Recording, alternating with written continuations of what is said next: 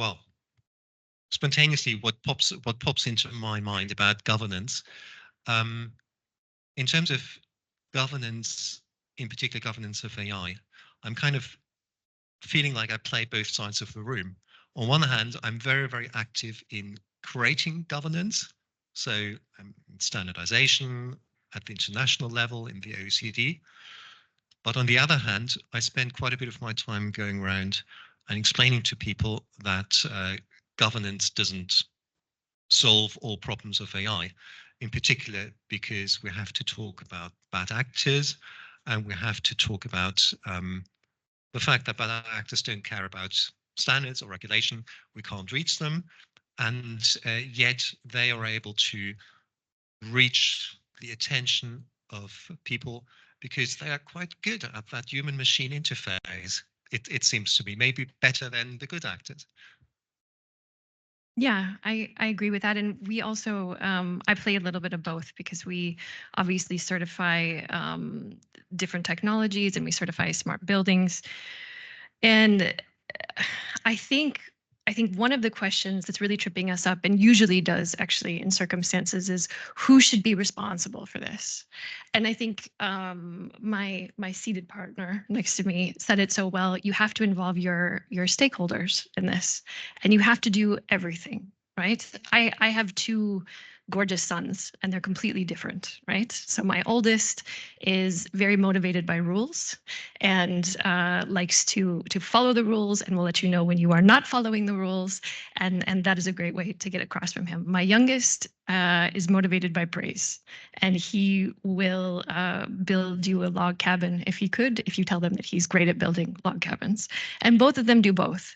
But what I think we see within making progress in governance is we need everything. We need to pull, we need to push.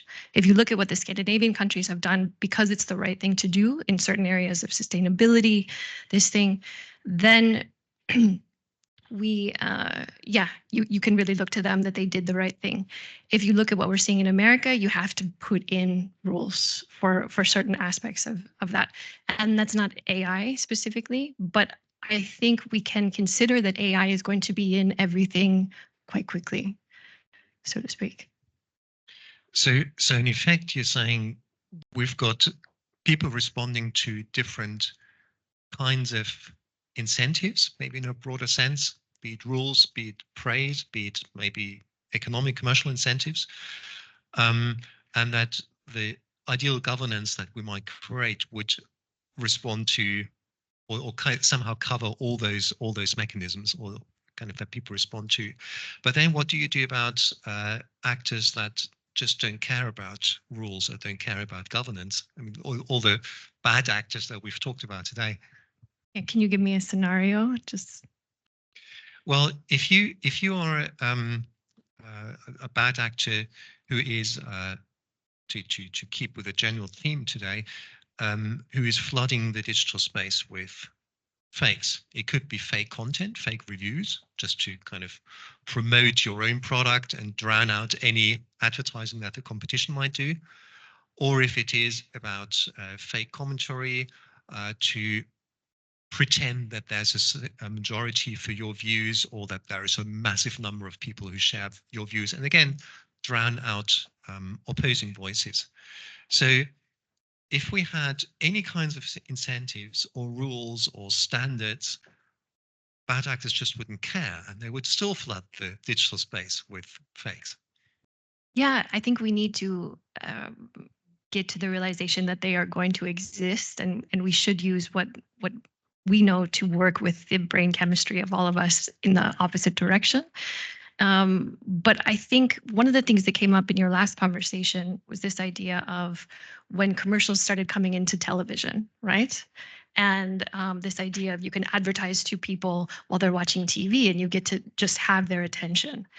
And then if you look at the difference between what commercials are allowed in the US, for example, versus the Netherlands, where I live now, you never see advertisements for drugs in the Netherlands. And you don't see certain advertisements during cartoons in the morning on Saturday. And you see very different advertisements late at night on a Friday night or a Saturday night. But within this, it's this whole idea that we're in this Wild West scenario again, and we don't seem to learn from Wild West scenarios at all. We think, oh my God, we're in the Wild West again. But we do need to have some elements of regulation, and AI, for example, I think AI would be, it's had a huge amount of progress because of the decision that I don't know when it happened to not do the confidence interval of the results. So AI is being credited with absolute accuracy versus being challenged in a way. So we're all learning that AI is this absolute brain of everything we've ever done, but the confidence interval that was always talked about with AI isn't present for people who are learning about AI. So I Googled some of my research, and they got close, but they were a little confused. So yeah, I actually Googled myself recently because someone asked me, oh, can you provide a bio with such and such length? And the kind of standard bios I had lying around had different lengths. So I said, okay, well, I'll just let ChatGPT do it. And ChatGPT got a lot right, but they also made me the CEO of Anthropic. And I thought, wow, I didn't realize. And it's good that I checked the text before sending it off to those conference organizers, because it would have been slightly embarrassing otherwise. But it's that kind of sense that in the fields that you know about, such as your personal life, you obviously spot quality problems. In fields that you don't know about, you don't spot the problems, and you still think the output is amazing because it's just so polished. But I wanted to, given that you're active in smart buildings, I was curious about this notion of human autonomy and human agency. I'm I have to admit, I'm an avid watcher of all sorts of YouTube channels of people who build their own homes, and that ranges from people kind of crawling into some cave and making their existence there with minimal resources and no running water, no electricity, all the way to people who build themselves a high-tech home where they approach the home, automatically the heating comes on, the light comes on, it tries to read their mood and what have you. So that's this massive spectrum. But what strikes me, or what maybe bothers me sometimes, is that the more we go to the high-end spectrum, the more autonomy we give up, or the more kind of decision-making or agency we give up. And I'm curious how you navigate that. navigate is a loaded question, but I think you're absolutely right. And what we see in research, and specifically some of my research, is that the human brain is really meant to achieve, and so we outsource quite quickly if something can do something for us. So our ability to navigate is now replaced with a dot on a map, and our ability to find our keys is now a beeping system that goes off, and our ability to remember all of the phone numbers we knew in the 80s and 90s, which is now those same 5 numbers that we knew. But so I think yeah, I forget your original question, actually. Well, what I was curious about is how you navigate that apparent loss of human agency when you're in a very, very smart building that does a lot for you that you might have had to do manually in previous ages. So, and what I would argue is that's actually not a smart building, possibly. So a smart building should empower the individual to have a better working place or be a better operating space for the people. So one of the very, very basic, but one of the big finds is how do people use the space? And this is an incredibly basic example. It has to do with toilets, but usually basic is sometimes best. What they've argued, and it's something we've all experienced, right? Women have a line for the toilet, men don't. And so they analyzed the space. They looked at how it's laid out, and almost everywhere it's 1-to-1, right? It's equal. The problem is in a man's toilet, they have what I call the drive-through, the urinals, right? So you go quite quickly. I never heard it called the drive-through. I'll remember it. You can go quite quickly, but you can also fit more stations, if you will, within the space of a toilet. The other thing is men don't use the restroom as often as women do, and they don't bring other people in there. They're less likely to have children with them, this sort of thing. So the research showed that actual equal is, does anybody want to guess? It's triple. Anybody else? What would be equal? How many women's restrooms to men's restrooms?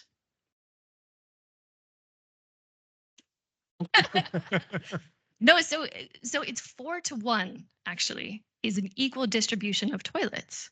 And yet we see this everywhere, right? So the thing about a smart building is actually utilizing space, and how do you enable people to work in the best way, to not be in spaces that don't work, because most spaces don't. A lot of my research shows spaces are not made for 90% of us or something. And especially when that comes to people who are new to the knowledge worker position, women, underrepresented populations, minorities. So when we look at that, a smart building should be an empowering place that works for you and knows the people in it to help you work better. It should not turn the lights on. So, and I've had this conversation. We talked about circadian rhythms and how important light is, and all of us who get in the tube before the lights out in the winter and go be in an office building until it's dark and then get in the tube to go home, and how that can mess with your system. And I had people who asked me, can we put high intensity light on demand? So when you have a really big deadline, you can work until midnight. And where is that line? Interesting question. But Very ethically interesting as well. I mean, we are back to cocaine in the coffee to some extent. And so the way that you define a smart building is more like a smartly designed building, or a considerately designed building, rather than smart in the sense of, well, there's lots of AI packed into it. Yeah. So I think you're on. Just one more example. Casinos. There's no natural light. There's no clocks, because they want to make you feel like there is no time. So you stay as much as possible. The clinking of the sound of the slot machines make you feel like you're winning, even though that's just other stuff. And even though it's just noises, it's probably no one's winning, maybe. So yeah, another example, casinos. Yeah, from the perspective of the casino owner, it is a smart building. Yeah. No, and that's actually because I never intended to work in smart buildings or work in certifications, but that's actually why we got started, because we knew that there would be some checklist that you can shove a bunch of technology into a building and they call it smart, but you're building a brain for a building. And what is that brain going to do? So if you think about, if somebody had the best intentions for you, like let's say it's your mom or something like that, how would she want you to have start your day and go through your day? And what would she want you to eat for lunch, for example? And I have colleagues who have actually studied cooking different things or putting different scents in the building can make people make better decisions for their lunch. So what if I could get you into flow minutes before you would naturally? What if I could decrease the disturbances of the sound around you? What if I could have light that really had you give a good push of work in the afternoon, but not be too wound up in the evening where you couldn't sleep in the night, that sort of thing. But that assumes a certain degree of, I mean, at least if we talk about office buildings or other public buildings, it assumes a certain amount of convergence in the needs of all the people in the building that are there. So if you have owls and larks, then it might be tricky to find a lighting scheme that supports both of them. Yeah. Well, and that's one of the things that because I'm an evening person, although I have small children, so I'm just jet lagged constantly. But there's a huge opportunity in real estate to let owls to work late at night and to work at a different time. And this is hugely beneficial because they are different types of people. We did an experiment with Booking.com over a series of months because they had a huge sound problem, and they had very different types of people. They had the extroverted account, collaborative people, and then they had coders and writers who, although I might not look like it, are deeply introverted, need to work on my own, head down in my laptop. And so we actually saw that our collaborative people were all morning people, and they ended up taking all these amazing private spaces and quiet spaces that the introverted people wanted, and we made it worse. But like they talked about before, what we got disproven or what we didn't find was one of our biggest findings in that. So I'm trying to build that bridge from the physical environment to the digital environment, because we're now talking about how do we need to shape the physical environment in order for a broad spectrum of people to be treated fairly in some sense, to be supported, to receive what is in some sense good for them. And in all of that, we're taking a very, very active role in architecting, in shaping and designing that physical space. And it seems to be that in the digital space, we don't do that. We just look at it and say, oh, boy, there's Facebook. Oh, boy, there's Airbnb. Oh, boy, there's Uber. There's such and such company.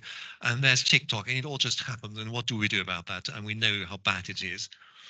But it's quite rare to see opportunities where we very purposely and consciously architect and design digital spaces and ask ourselves exactly the same questions. Well, how do we need to design a digital space so that it's in some sense fair? How do we design it that it supports people and gives them what is in some sense good for them? And also, yeah, who makes those decisions? Who pays for it? Who signs off on the design? Who decides whether they want to be in that particular space or not? So it just strikes me that there's an analogy that we could be using far more than we do. Well, and I want to argue with you a little bit because I think there is great potential in digitizing behavior and looking at this, because if you look at the physical spaces are for the most part designed by extroverted white males who are often morning people, and they shape how we all work in the digital space. Or using a smart building or doing that, it's the first time that everybody's behavior is being taken into consideration in building or designing or redesigning or tweaking the interior space. So instead of it being decided by someone with the best intentions to represent everyone, I think there is this element of and I think it can go both ways. Can AI, can tracking and digitization be the great equalizer to represent everyone involved? So I'm passing the buck to you on that. I just had to wonder, well, if you say that physical spaces are mostly designed by extrovert white males, I was wondering what the same concise description would be for the successful digital spaces. It's probably introvert white males, possibly as a working hypothesis, needs further analysis. But yeah, and then of course the other question you could ask is, well, what if physical spaces were built in the same way as digital spaces emerge? Suppose Facebook was a building. Well, what would it look like? Probably fairly dystopian. Probably something like a maze that you never escape from again, or something like that. Anyway, but I like the idea of pulling in the audience. Yeah. All right. So who wants to contribute, ask questions? Okay, lots of people. Just quick, creating your own space that was mentioned by Tony. And we're talking about it as well, as opposed to the exterior. It's kind of a policeman to create your own internet experience. I just wanted somebody to talk about the built-in to whatever Google search engine, the algorithms, because I note that when I look at something, they're giving me more of it. And it's also a danger because you never see the other side. You end up in your own space. Yeah, that's it. That's a good point. Again, I'm trying to stick with that theme of that analogy between digital and physical. So if the Google search algorithm or the timeline algorithm of Facebook was a physical thing, what would it be? It would probably be a room, in my case, full of ice cream, full of chocolate. It would make me sick quite quickly. And on one level, I could say, well, yeah, that's what I like. That's what I enjoy. And at the same time, I know it's not good for me, and I somehow need to be protected from it. So I think if we go to the Google algorithm, we cannot escape the fact that we must have an algorithm, because what an algorithm does is it builds the bridge from an exponentially growing amount of information to the finite bandwidth that I have, that I can process as a human being. So we can't escape the need for algorithms, and not inherently evil. But what I would like to see is transparency. Well, not just transparency of the algorithm, but also the ability to choose which algorithm. What is that filter that throws away 99.999% of the information and just presents me with whatever it presents me with? And I want to have some control over that. Yeah, so I have a comment kind of more related to the previous conversation on algorithms and governance and cocaine and coffee and stuff like that. So algorithms can be impacted by people individually. So if you load up the Netflix page and, for example, you're unsatisfied that most of the content that you see is content that's, for example, directed by men and insufficiently by women, you can actively search for such content and influence the algorithm. I mean, regulation, yes, but if enough people decide that they are unhappy with the algorithm, they can influence it as well.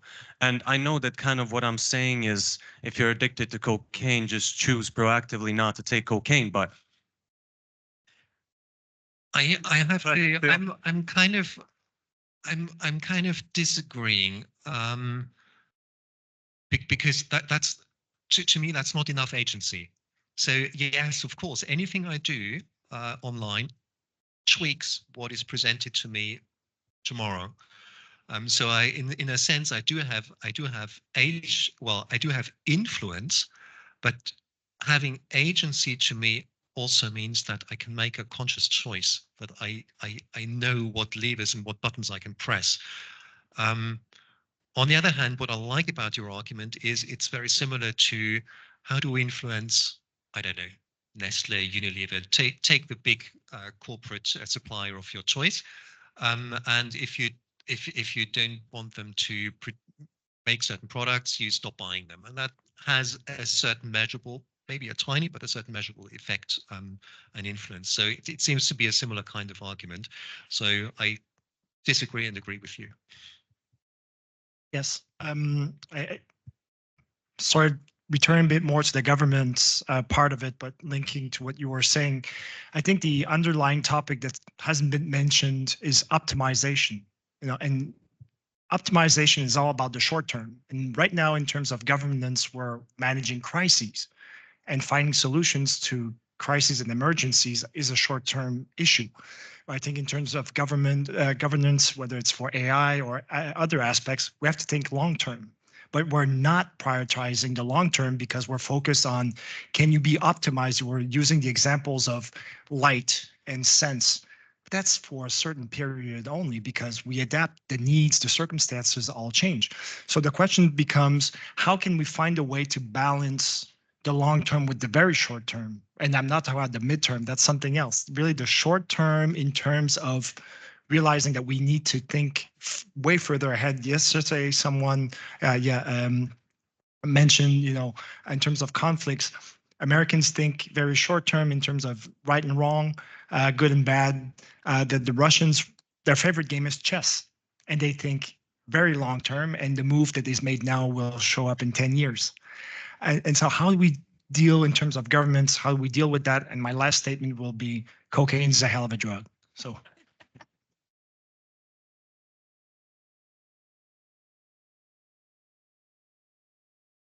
Do you want to collect a couple more, or do you want to go straight into it? You want to collect more? One thing you made me think about this is when we think of, let's say, ChatGPT specifically, but in general, what we're talking about with AI, which actually is interesting because we could just call it machine learning. It's probably more specific right now. But when it comes to regulation, how do you think about categorizing this software? Because, for example, ChatGPT is, you can think of it as an entity almost. But if you ask for the news, it becomes an editorial entity. And I'm trying to feel if the companies should be more clear about this, because right now these things do so many different things that regulating them seems to be extra hard because they don't have one mission, but they have multiple missions at once. Yeah, there was actually this was a major difficulty on the finishing stretch of the AI Act. The first drafts of the AI Act were written well before ChatGPT, and so generative AI wasn't really considered. But in the last half year, 3/4 of a year of the development of the Act, of course, people said, well, we're writing an AI Act here, we can't just ignore GPT-4 and generative AI. And so we now have bits in the AI Act that cover those kind of foundation models.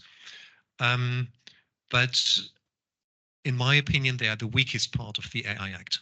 And this is not just because it's the least developed, the least mature part of the regulation, but it's also because things like GPT-4 are a different type of thing, a different type of animal compared to an AI product.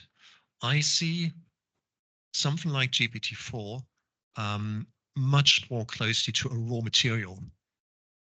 You can't really say whether it's dangerous or not. It's dangerous in the wrong hands. It's dangerous if you derive dangerous products from it. So yeah, compare it with petrol, for example. Petrol is a raw material in some sense, or maybe let's say crude oil is a raw material, that comes closer to it. And you want to regulate crude oil. Well, you say, well, you can't really regulate crude oil as a product because it really depends whether you turn it into tar or you turn it into petrol or you turn it into plastics. And you go into all sorts of different regulatory regimes once you turn it into a product. And so to me, the regulatory regime for foundation models should take more inspiration from regulation on the safety of raw materials, maybe chemical safety regulations, things like that. It would fit better. It wasn't politically possible, I accept that, but it would have been conceptually cleaner. Yeah, I think that covered it well. And I agree with you that we're thinking, I would even say we're thinking short term, because we've launched this thing that I don't think anyone ever explained what is the intention? What is it? What can we do? And more importantly, what can we not do, or what can we not rely on? And what still needs to be fixed in it? Like, if we committed a crime together, you're much more likely to be caught by the AI than me, rightly so. But So if you ever say, well, let's do such and such, I know that you just need someone to deflect. You just have to run faster than the guy behind you, right? Yeah, but I think this also brings up obviously the aspect of ethics, because like you said, you can take technology and make it an amazing thing, or you can take technology and make it a horrendous thing. when I was researching, I'll get there eventually. When I was researching burnout, I ended up having the longest sleep study of burnout participants that had been done, which is laughable because it wasn't that long and it wasn't that many people. But the indicators for burnout were so simple that you could easily put in a feedback mechanism into any phone to say, hey, you're headed towards a crash, whatever your country might call it. The US doesn't diagnose burnout, but a lot of countries, a handful of countries do. So what is the ethics of a technology is collecting data from me, and what is their responsibility in helping my self-regulatory behaviors instead of raising my cortisol and addicting me to a maze of incredible videos that are super interesting at 11:30 at night, but actually changing my behavior for the better. So helping me go to sleep, or realizing that my data is indicating certain things that could be unhealthy or stressful or this kind of thing. What is the responsibility of companies collecting data to improve healthy self-regulatory behaviors in the individuals they're collecting from, or at least contributing that to universities or medical institutions? Because right now, I think that's a waste. Can you give us some indicators of that your phone could tell us that you're heading for burnout? Oh, it's super simple. So if your amount of wake times rises as time goes on, burnout is a long-term disease. So it takes a long time to get burnout, takes a long time to get better from burnout. If you wake up more in the night, if you sleep less, so especially less than 7 to 9 hours, if you have lower quality sleep, less deep sleep or REM sleep, then over time you are almost guaranteed to head towards something very close to or in burnout. So that could be coded very quickly into an app that said, hey, you got to improve your sleep by 30 minutes to stay out of the, whatever they'll call it, something cute, right? They won't say the burnout, but something. Danger zone. The danger, stay away from the danger zone, sad emoji face, get more sleep. So we're at the end of our thing. Do you want one more? Yeah. It's just a technical remark. Pets never get burnt out. We should Dogs neither. Thank you so much both to Elizabeth and to Sebastian.